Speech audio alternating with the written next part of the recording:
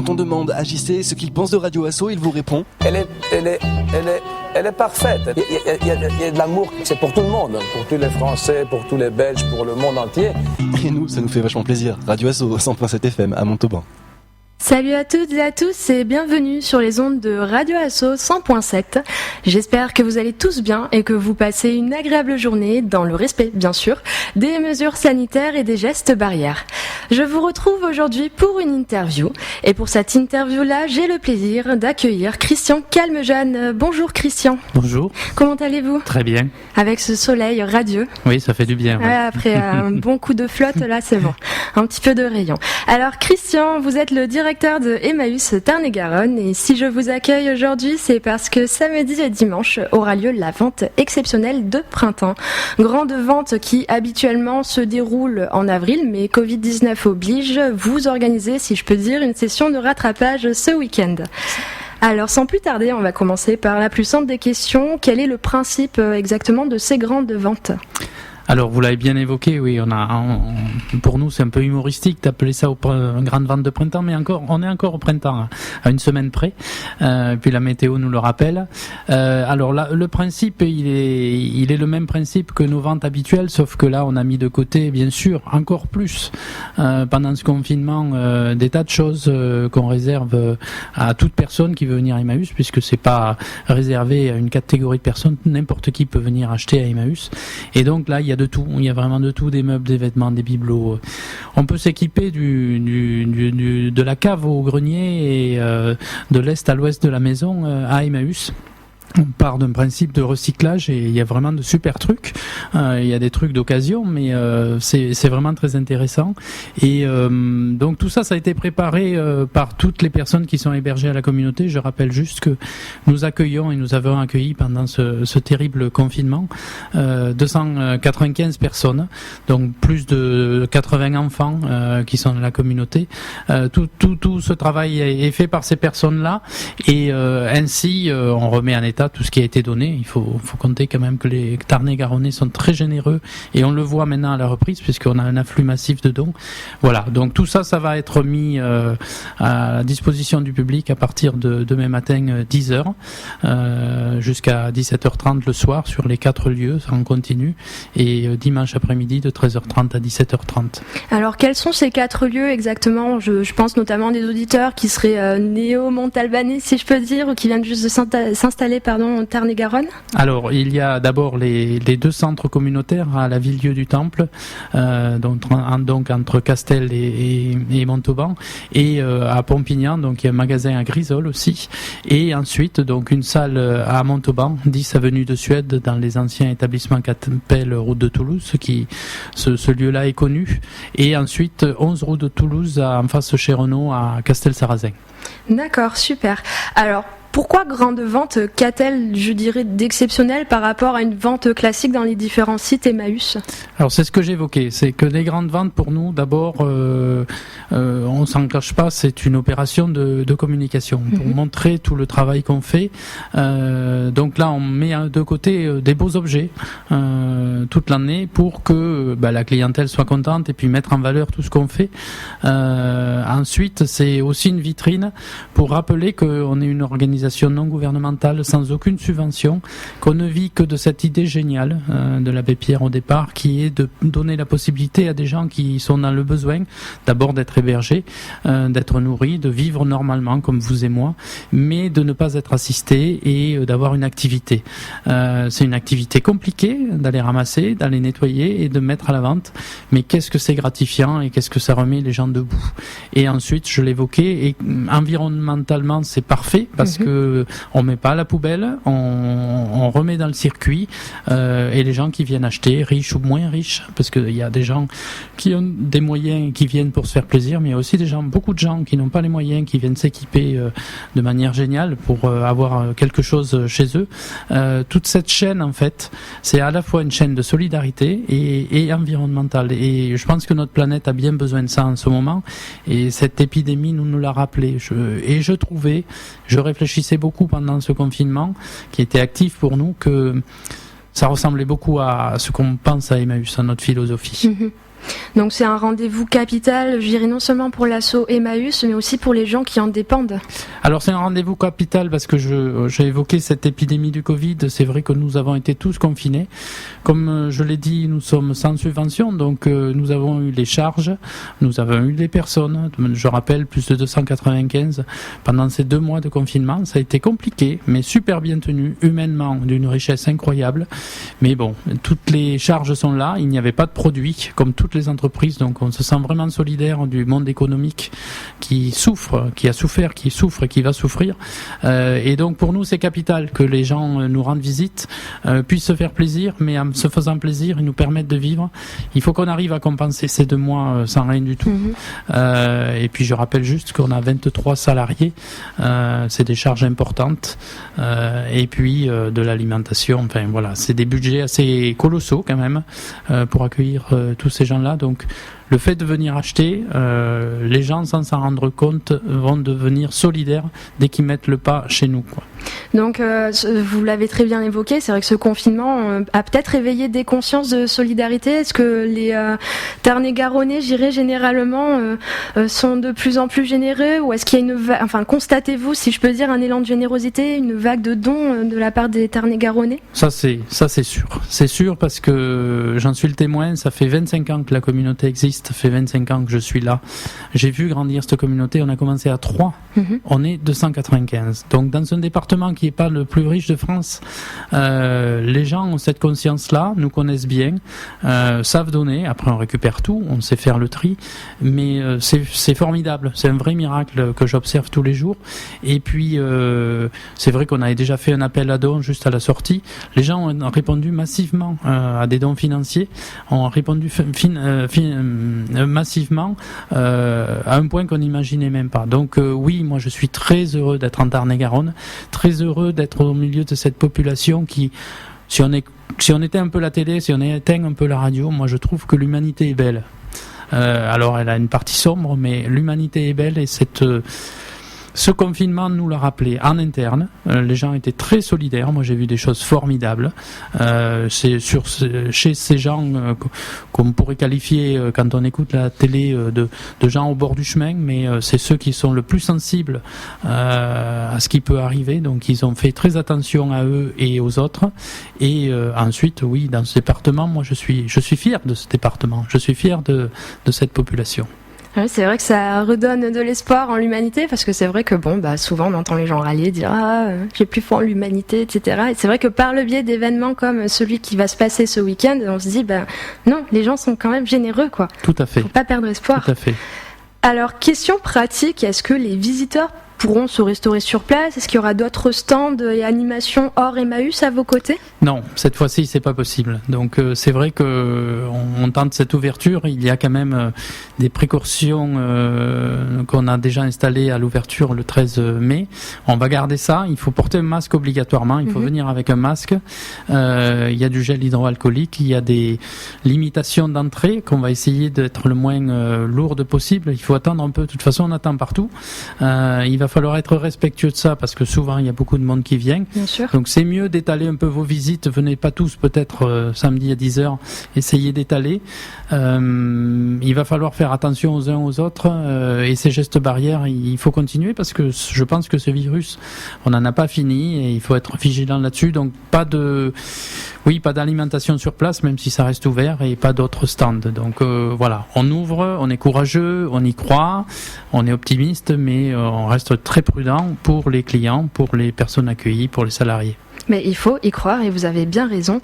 Est-ce que vous prévoyez d'autres ventes exceptionnelles, par exemple cet été ou l'automne qui arrive? Alors, il y aura une vente qui est maintenue de mémoire vers le 11-12 juillet. Là, c'est vraiment de mémoire, à Caussade, la salle Bonnice, prêtée gentiment par la mairie de Caussade. Et ensuite, le 3e week-end d'août, c'est la grande vente d'été, donc ça nous rapproche là un tout petit peu. On aura aussi beaucoup de matériel, ça je n'en doute pas, vu l'affluence des dons. Donc voilà, ensuite on reprend le calendrier, on l'a distribué, les gens le connaissent, il est sur le site internet, il suffit d'aller sur emmaüs82.org. Vous allez retrouver les ventes qu'on avait programmées, on les conserve en l'état, rien n'est modifié. D'accord, super. Et J'avais une question, mais vous l'avez peut-être anticipé, parce que sûrement que ces ventes amèneront beaucoup de personnes, et donc je vous le souhaite qu'il y ait beaucoup de gens, peut-être faire un rappel, comme vous disiez, des mesures sanitaires à respecter, afin que tout se déroule bien sur les différents sites Emmaüs. C'est important, oui. Donc le masque, je le redis bien, donc du gel hydroalcoolique à disposition de tous ceux qui sont là. Il y aura déjà à l'entrée, on fait déjà ça. Et ensuite, ne vous bousculez pas, ne courez pas, prenez le temps. Je pense que le confinement nous a rappelé que nous n'étions que des êtres humains et qu'on avait besoin de temps pour nous. Donc prenez le temps. Certes, vous allez consommer, mais essayons de consommer différemment. Et si vous n'avez pas eu ce que vous souhaitiez, ce que vous aviez vu, ben c'est pas grave. De toute façon, tout est périssable. Donc, dites-vous que voilà, c'est pas dramatique. C'est pas un Black Friday, si je peux dire. Non, voilà, c'est pas. Là, faut y aller tranquille. Il y a tout un état d'esprit, quoi. À Emmaüs, on a développé le mouvement, a développé face au Black Friday, le Green Friday. Et je pense que c'est ça. Vous avez bien raison. Il faut consommer responsablement. Et en plus, je le redis, c'est pas un commerce, Emmaüs. Moi, je vais pas à la plage avec l'argent. C'est vraiment à destination des gens. Et puis, je pense à tous ces gamins aujourd'hui qui vont peu ou prou à l'école. On a de vraies salles de classe encadrées actuellement pour faire les cours. C'est aussi pour ces enfants-là, quoi. Bien sûr. Et est-ce que vous trouvez que de plus en plus les gens se tournent de plus en plus vers Emmaüs et ont de plus en plus cette conscience-là de non, je vais pas acheter du neuf, peut-être qu'à Emmaüs je vais trouver le nécessaire. Peut-être pas neuf comme je vous ai dit, mais d'occasion et ça me suffira amplement. Oui, ça a beaucoup évolué. J'évoquais le longtemps que j'ai dans le mouvement, à Emmaüs. Et oui, ça a changé. Il y a quelques années, on pensait qu'Emmaüs c'était pour les gens qui n'avaient pas de moyens, pour les pauvres. Ça change, ça. Et je pense que les gens ont conscience que d'abord c'est ouvert à tout le monde, que c'est un achat solidaire et responsable, et que environnementalement c'est génial, quoi, parce que ce qu'on remet dans le circuit, sur 100% de choses récupérées, on arrive à en retraiter 90%. C'est énorme, le résiduel est de 10%, et avec ça on fait vivre plus de 400 personnes, puisque si on compte les salariés, c'est plus de 400 personnes en Tarn-et-Garonne. Je le redis, c'est un miracle. Donc oui, il faut favoriser ça, et les gens ils sont très sensibles, très très sensibles, et de plus en plus sensibles, je pense. C'est fou de savoir que c'est une machine qui tourne toujours aussi bien. Et alors c'est bête, j'avais une question spontanée mais qui vient de m'échapper. Oui, alors c'est bien ce que vous disiez. Je suis désolée, je perds un petit peu la tête. Je pense que c'est la fin de semaine. Alors vous disiez oui effectivement que y a ce genre de cliché où on dit Emmaüs est réservé exclusivement à une population pauvre. Quel discours vous pourriez tenir aujourd'hui à l'antenne pour dire non, ce sont que des clichés. Ce sont que des clichés parce que le système est bien fichu en termes de solidarité parce que j'ai les moyens, j'ai des sous, voilà. Je vais à Emmaüs, je vais chiner, je vais me faire plaisir, je vais trouver une affaire qui coûte cher, que celui qui a moins de moyens ne pourra pas acheter, mais tant mieux parce que cet argent-là, il va faire vivre des gens qui n'en ont pas de moyens. Et puis ceux qui n'ont pas de moyens vont pouvoir s'équiper à pas cher et eux aussi, ils sont solidaires. Donc je trouve que c'est bien pensé et ça on le doit à l'abbé Pierre parce que tout un chacun, sans jugement, sans étiquette, contribue à une solidarité et se fait plaisir. Soit avec le bibelot rare qui va être mis sur une étagère, soit avec de la vaisselle qui nous permet tous les jours de pouvoir déjeuner correctement avec sa famille. Bien sûr. Tout simplement. Et c'est très beau ça. Et comment ça se passe si par exemple j'ai des meubles ou des vêtements à donner, comment je fais ? Alors c'est sur rendez-vous du lundi au vendredi de 8h30 à midi et de 13h30 à 17h30. J'espère que je dis pas de bêtises, sinon les standardistes vont me crier dessus. Au 05 63 31 51 45. Il faut être patient parce qu'il y a énormément d'appels. Elles sont deux à répondre toute la journée. C'est une vraie logistique. Il y a quand même 6 camions qui tournent sur le département. C'est une vraie logistique pour répondre à ces appels-là. Ensuite, c'est géré informatiquement. Donc, il faut être patient parce que ça répond pas toujours. Il faut insister. Et ensuite, il y a une prise de rendez-vous. Être patient là aussi parce qu'on est déjà au mois de juillet, alors qu'on a mis tous les moyens en œuvre pour répondre, mais c'est massif. Ça appelle énormément. Mais donc, c'est dire à quel point les gens sont généreux et ont envie de donner pour aider les autres. C'est ça. Oui. Et puis, je pense qu'ils se sont retenus pendant pendant 2 mois et que ça traîne dans les maisons, dans les couloirs et qu'ils avaient pensé à Emmaüs. Et ça, il n'y a pas d'assez grand merci pour ça. Je pense que c'est plus fort que ça. Et oui, on parlait d'espoir. C'est réel, c'est pas de l'utopie, c'est pas, on n'est pas dans le monde des bisounours, c'est vrai, ça se passe comme ça et c'est vrai qu'on devrait faire nos infos là-dessus, pas sur le pessimisme et la névrose. C'est vrai, plus valoriser la solidarité et la générosité des gens. Tout à fait. Plutôt que de noircir, effectivement, comme vous dites, ça. Notre actualité et notre quotidien. Est-ce que vous envisagez, puisque les dons sont grandissants et la générosité des gens plus que grandissante aussi, d'ouvrir d'autres sites en Tarn-et-Garonne ? Alors, on a des petites idées. Mais il faut qu'on tienne notre équilibre. On en a déjà 4, on a quelques idées. Mais avant ça, on va faire quelque chose qui est nouveau. Si tout se passe bien, en lien avec la Directe, on va ouvrir des chantiers d'insertion, là de droit commun, pour pouvoir permettre à des gens qui cherchent du boulot, qui sont loin de l'emploi, à partir de septembre, sur du réemploi de gros et petits électroménagers, de la réparation, de la récupération-réparation. Donc ça, on va ouvrir l'équivalent de 10 postes en septembre. On est en train de travailler tous ces aspects-là, parce que là, c'est en lien avec l'État et ça se fait pas n'importe comment.